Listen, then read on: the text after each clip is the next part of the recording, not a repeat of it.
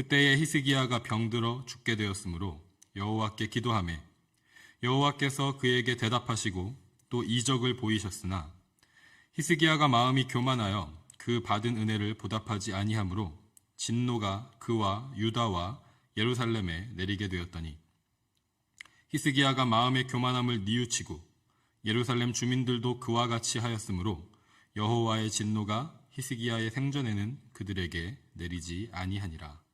아멘.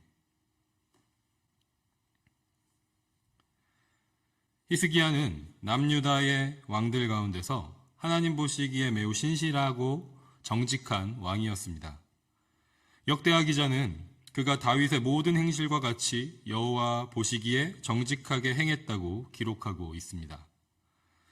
히스기야는 가장 먼저 성전을 깨끗하게 했습니다. 그리고 나서 성전 제사, 예배를 회복했습니다. 무엇보다도 온 백성들과 함께 유월절 절기를 지켰습니다. 히스기야와 온 백성들은 함께 하나님께 감사 예물을 풍성하게 드리고 기뻐하고 즐거워하면서 하나님의 복을 누렸습니다. 아시리아의 침공으로 고난과 어려움의 시간을 맞이했을 때도 히스기야는 기도로 하나님의 도우심을 구했습니다. 그리고 하나님께서는 그의 기도에 응답하셨습니다. 역대하 32장 20절과 21절 말씀을 보면 이러므로 히스기야 왕이 아모스의 아들 선지자 이사야와 더불어 하늘을 향하여 부르짖어 기도하였더니 여호와께서 한 천사를 보내어 아수르 왕의 진영에서 모든 큰 용사와 대장과 주의관들을 멸하신지라. 아수르 왕이 낯이 뜨거워 그의 고국으로 돌아갔더니 그의 시내전에 들어갔을 때에 그의 몸에서 난 자들이 거기서 칼로 죽였더라. 아멘. 그리고 이어지는 오늘 본문 24절에서 히스기야가 죽을 병에 걸렸을 때도 그는 하나님께 기도했고 하나님께서는 그 기도를 들으시고 그의 병을 고쳐주셨습니다. 기적도 보여주셨습니다. 그런데 그 후에 히스기야가 변하게 됩니다. 교만해졌습니다.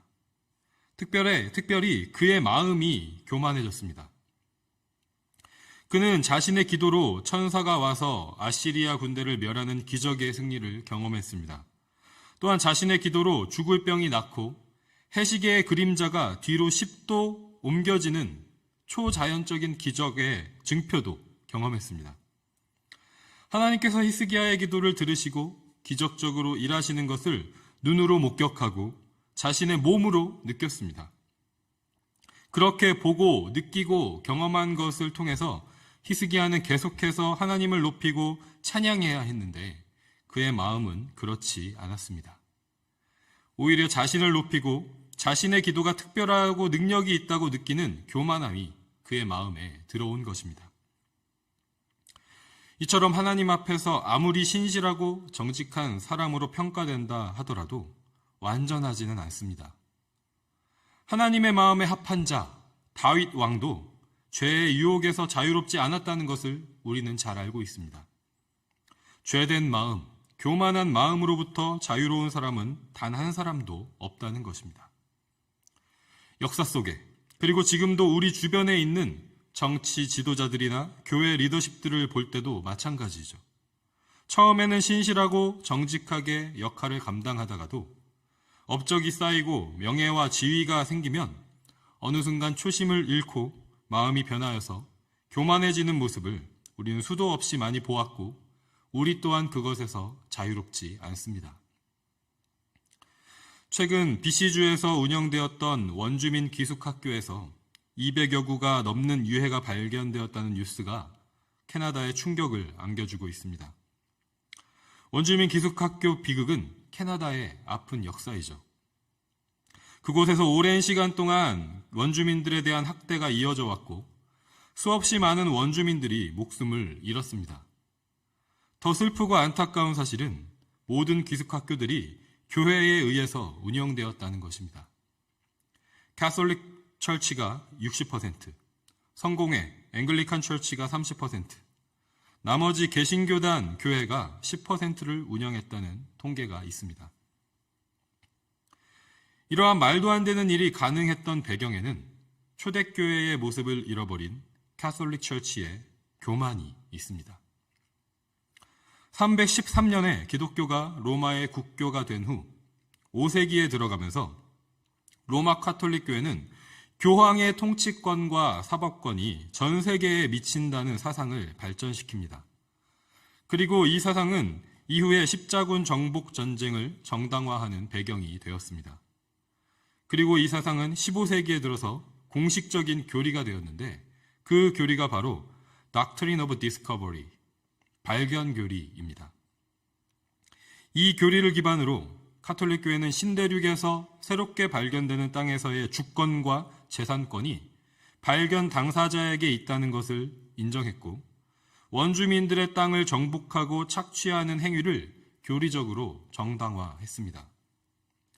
왜냐하면 기독교 문명이 다른 모든 종교와 전통보다 우월하기 때문에 기독교가 아닌 다른 문화는 모두 기독교 문명화의 대상으로 보았던 것입니다.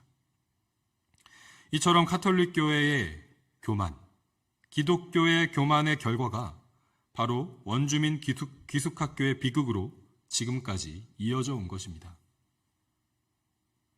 우리는 이 비극을, 이 슬픔을 어떻게 회복할 수 있을까요? 오늘 본문은 우리에게 말씀합니다.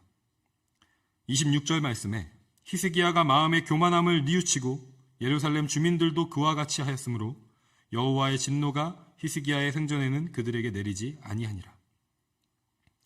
교만함을 뉘우쳐야 한다고 말씀합니다. 그런데 그 뉘우침은 히스기야 혼자만의 뉘우침이 아닙니다. 예루살렘 주민들도 함께 뉘우쳤다고 말씀하고 있습니다. 새번역 성경에서는 이것이 더 명확하게 나타납니다. 드디어 히스기야가 교만하였던 자신을 뉘우치고 예루살렘 주민도 함께 뉘우쳤으므로. 직접적인 가해 당사자인 캐나다 정부와 교회들은 계속해서 회복과 화해의 노력을 기울이고 있습니다. 물론 실천은 부족하고 말뿐인 사죄라는 비판도 있지만 계속해서 소통하고 회복하려는 노력이 분명히 있습니다. 그런데 이 문제는 캐나다 정부와 교회들, 특별히 가장 많은 기숙학교를 운영했던 카톨릭 교회만의 뉘우침이 아니라 캐나다에 살고 있는 모든 사람들이 함께 뉘우쳐야 하는 문제라는 것을 우리는 깨달아야 할 줄로 믿습니다. 직접적인 가해와 피해 당사자들만의 문제로 바라보는 것이 아니라 지금 이 땅에서 한 사회, 한 공동체를 이루고 살아가는 우리들이 함께 뉘우쳐야 하는 문제라는 것입니다.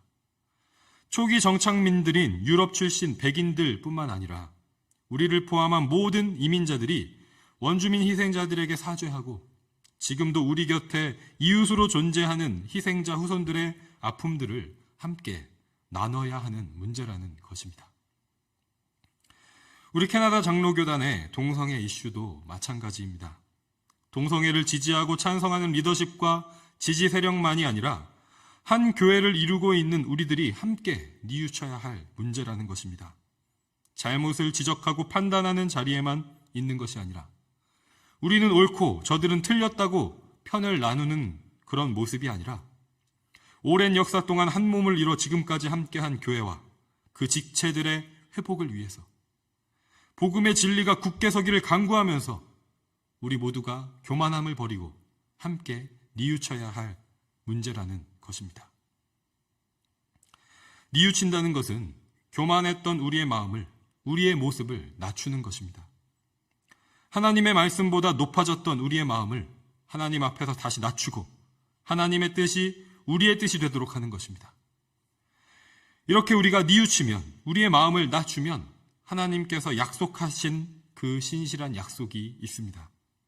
역대하 7장 14절 말씀처럼 내 이름으로 일컫는 내 백성이 그들의 악한 길에서 떠나 스스로 낮추고 기도하여 내 얼굴을 찾으면 내가 하늘에서 듣고 그들의 죄를 사하고 그들의 땅을 고칠지라. 아멘. 우리가 함께 우리 공동체의 교만함, 우리 교단의 교만함, 우리 사회의 교만함, 우리 기독교의 교만함을 뉘우치며 기도하는 이 아침이 되기를 소망합니다. 머리로 생각하고 판단하고 고민한다고 해서 회복이 있는 것이 아니라 하나님의 백성이 악한 길을 함께 떠나서 스스로 낮추고 기도할 때 하나님께서 하나님의 백성을, 그들의 땅을 고치실 것이라고 말씀하십니다.